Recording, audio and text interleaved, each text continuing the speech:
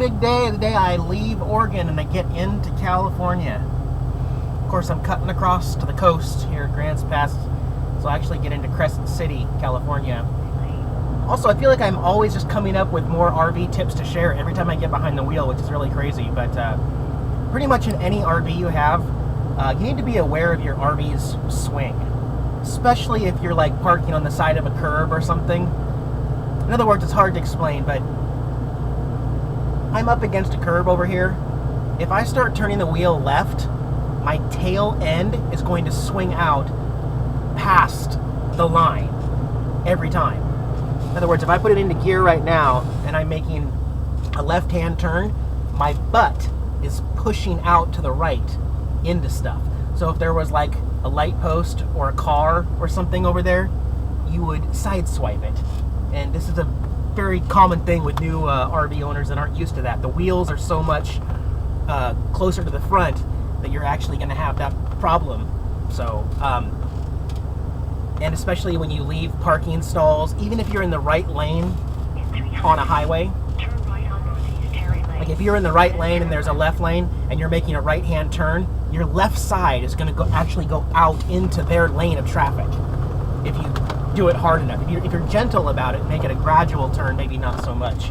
But be aware of that. Every time you're in an RV and you're getting ready to turn the wheel, look the opposite direction. Like if turning left, look out the right mirror and make sure you're not going to sideswipe anything. All right, we'll do that.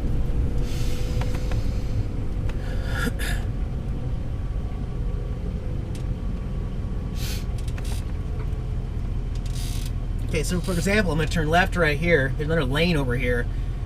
When I crank this sharp like this, there's no cars over there, but my butt, chink, it's out into that lane right now. Not a whole lot, but it could be a lot more. It just depends, so just something to keep an eye on. Turn left on Northeast F Street. Also, it's been getting chilly on me lately, and it's not even really that cold. It's like if it's 50 degrees outside, you know, and in the middle of the night it gets to 55 for me, 54. It's almost a little bit too uncomfortable, and I'm trying not to run that furnace. There's no reason to drain the battery and waste all that propane. I just don't need to do it. So I'm trying not to run the furnace. I'm not a baby. I do not need it to be 70 degrees in my RV. I always have blankets and sweaters, but however, went into Walmart and I got thermal tops and bottoms. I'm just gonna wear them as pajamas underneath my clothes when I go to bed at night. I remember they've worked really well for me in the past. Alright, so we're gonna turn right here. Oh, sorry, Jax, I left the receipt on your seat. There you go. Turn right on Grants Pass Parkway.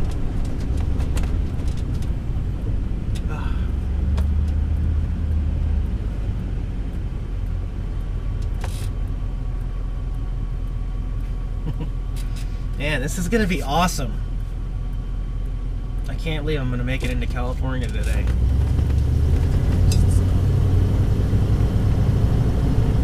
There's a Walmart in Crescent City, so depends. I may or may not stay there. Depends on what I find over there.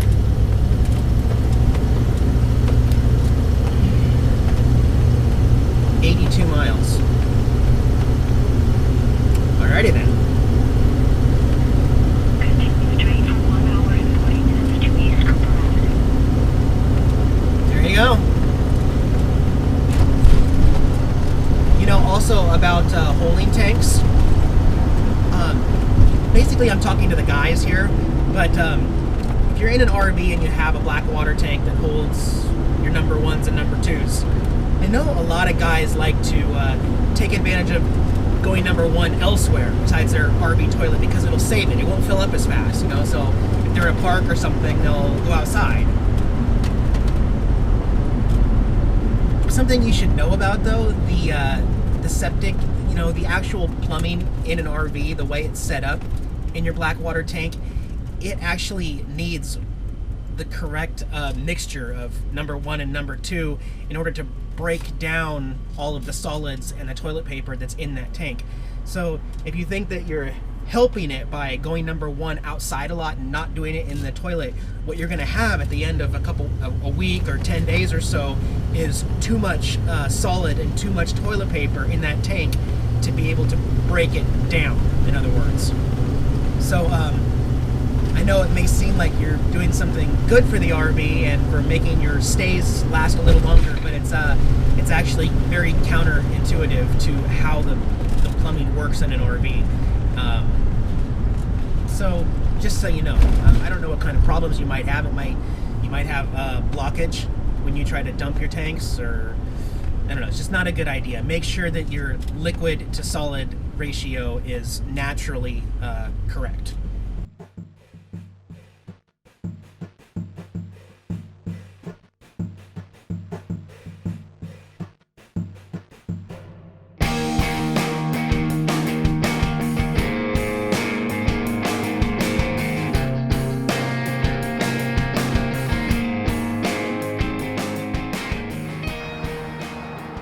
Biggest fly on the roof.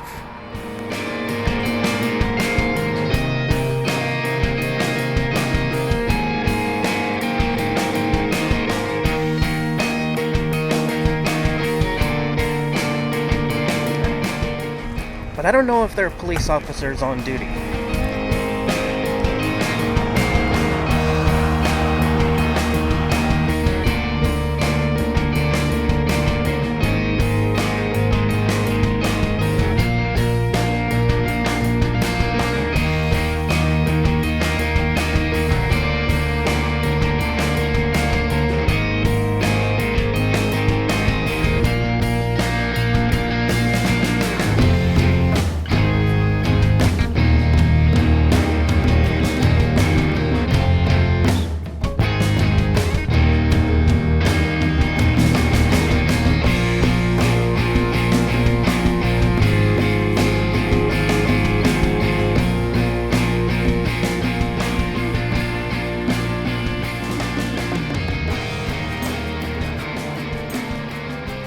Guys, Eric, I'm leaving this rest stop. I'm not sure if I am in California yet.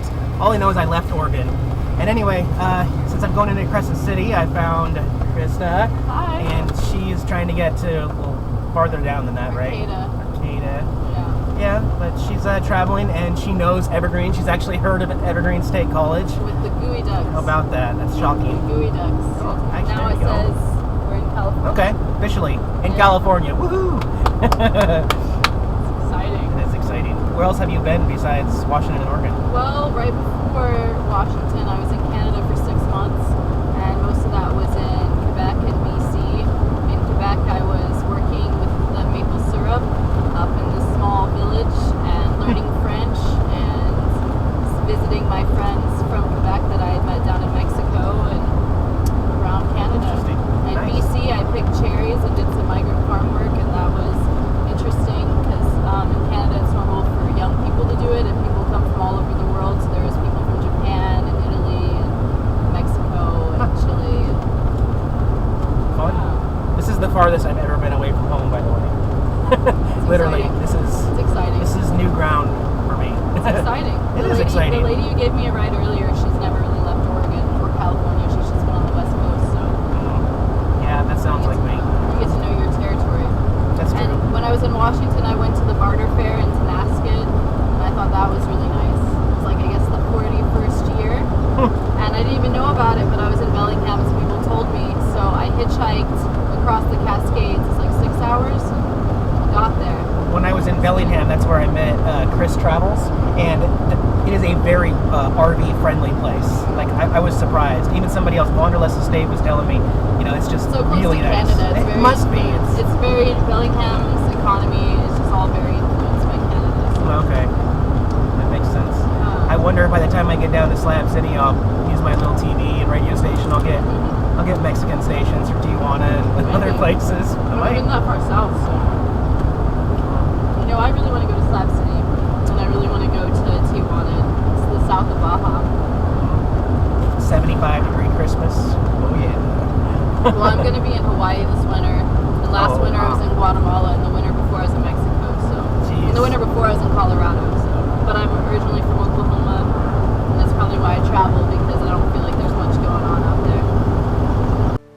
it's Eric, along with Jax. Thanks for watching our videos. Don't forget to subscribe so you can get the latest updates, and feel free to check out some of my other videos. Thanks for watching. See you next time.